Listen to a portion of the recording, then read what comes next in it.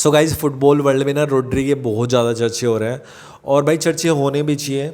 मतलब स्पेन से खेल रहा था ये बंदा और स्पेन वर्ल्ड कप जीत गई है और सबसे जो मेन प्लेयर था वो रोड्री को ही माना जा रहा है कि मतलब मिडफील्ड जो पूरा संभाला है ना रोड्री ने, तो भाई चर्चे होने भी चाहिए ऐसे प्लेयर के।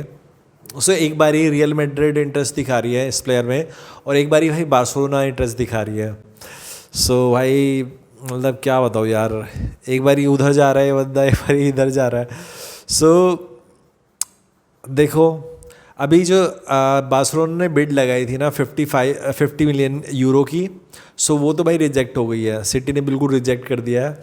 उन्होंने बोला भाई नहीं, इतने में काम नहीं होने वाला। और उनकी जो एक्सपेक्टेड डिमांड है सिटी की, जो कि 80 मिलियन यूरो है, उसके तो भाई नियर भी नहीं है। 50 मिलियन और यूरो और 80 मिलियन यूरो में काफ़ी डिफरेंस है। सो अभी तो भाई बात अब नहीं बनी है, बट बार्सिलोना को भाई ट्राई करते रहना चाहिए।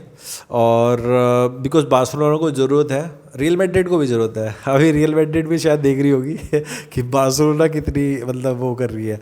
सो मेरे ख्याल से इतना टाइम नहीं लगने वाला है, अभी डील जल्दी हो जाएगी। मे बी 2-3 हफ्ते लगेंगे, बट ऐसे ही होता है, थोड़ा नेगोशिएशन तो आपको करनी होती है।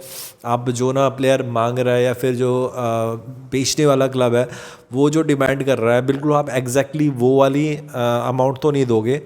सो यार क्लब्स करते हैं ऐसा, मतलब थोड़ा नियर जितना हो सके उतना जाने की कोशिश करेगी बार्सिलोना और रियल मैड्रिड। सो देखते हैं भाई कहाँ पे रोड्री जाने वाला है, रियल मैड्रिड में या फिर बार्सिलोना में। तो सविनियो को भी सेल किया जा रहा है और भाई टॉटिनम इस प्लेयर के लिए काफ़ी इंटरेस्टेड दिख रही है। जो सेलिंग प्राइस है इस प्लेयर का वो है भाई 60 to 70 मिलियन यूरो। सो भाई अगर ये प्लेयर सेल होता है ना तो भी बहुत बढ़िया अमाउंट आने वाला है, जो कि टीम को बिल्ड करने में यूज़ हो सकता है। सो गाइज अगर मैं बार्सिलोना की मिडफील्ड की बात करूँ तो भाई मेरे को तो शॉर्टेड लग रहा है इनका। पेड्री गावी जैसे प्लेयर है मिडफील्ड में और भाई रोड्री भी आ जाएगा तो मतलब काफ़ी बढ़िया मिडफील्ड हो जाएगी। मिडफील्ड में तो मेरे को बिल्कुल भी मतलब फिक्र करने वाली बात नहीं लग रही। और ऑब्वियसली पेड्री गावी ये दोनों प्लेयर ना भाई रोड्री की हेल्प ही करने वाले हैं। अगर रोड्री आ जाता है तो अभी तक कुछ कंफर्मेशन नहीं हुआ, लेकिन अगर इन केस आ जाता है तो भाई ये दोनों प्लेयर मिडफील्ड में रोड्री की हेल्प करेंगे। और जो मिडफील्ड का जो इशू है ना वो तो बिल्कुल शॉर्टेड है। सो गाइज फेरान टोरेस जो है वो PSG में चला गया है और जो PSG ने अमाउंट पे किया है ना इस प्लेयर के लिए वो है भाई 50 मिलियन यूरो, जो कि काफ़ी बढ़िया अमाउंट है। और भाई अगर स्पेन की प्लेयर्स की बात करूँ ना तो वो प्लेयर ना भाई डिमांड में है। स्पेन के जो प्लेयर है वो डिमांड में है इस टाइम, और रीज़न आपको पता ही है भाई वर्ल्ड कप जीता है अभी।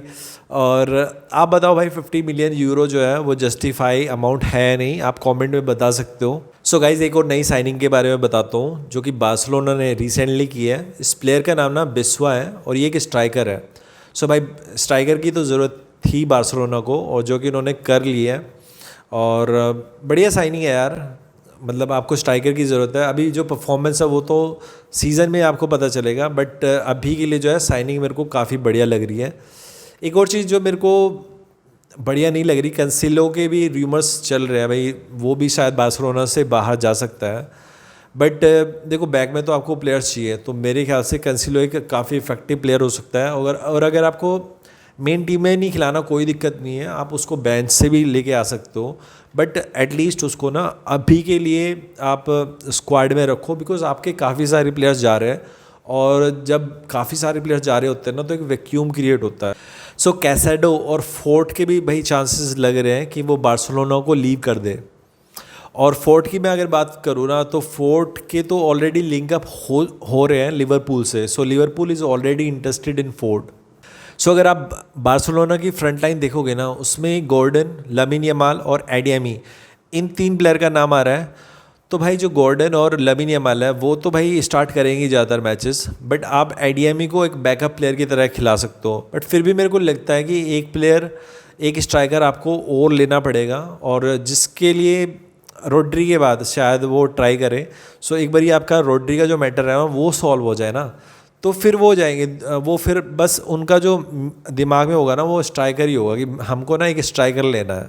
सो भाई अगर बार्सिलोना की बात चल रही है तो फर्मीन की बात भी होना बहुत ज़रूरी है, बिकॉज बहुत ही इंटरेस्टिंग प्लेयर है, बहुत ही बढ़िया प्लेयर है और मिडफील्ड आपकी पूरी संभाल लेता है।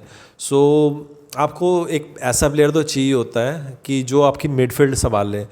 और भाई अभी बार्सिलोना की अगर बात कर रहे हैं हम तो भाई अल्वारेज का भी जिक्र होना बहुत ज़रूरी है, बिकॉज काफ़ी टाइम से र्यूमर चल रहा है कि अल्वारेज आएगा आएगा, बट नहीं बात बन पा रही। तो आप किसी और प्लेयर पे भी जा सकते हो, ऐसा नहीं है कि आपने बस एक दिमाग में एक परसेप्शन बना लिया कि हमें अल्वारेज ही चाहिए। अगर आपका नहीं बन पा रहा है, ठीक है, डिमांड बहुत ज़्यादा हाई है, तो आप भाई दूसरे स्ट्राइकर पे जाओ ना। काफ़ी सारी टीम्स हैं जहाँ से आप स्ट्राइकर पिक कर सकते हो। ला लीगा में बहुत बढ़िया बढ़िया टीम है, जैसे कि रियल मैड्रिड होगी, ठीक है, एथलेटिको मैड्रिड होगी, बेटिस होगी, ठीक है। सो काफ़ी सारी टीमें हैं, वहाँ से आप उठा लो स्ट्राइकर की कमी थोड़ी ना है।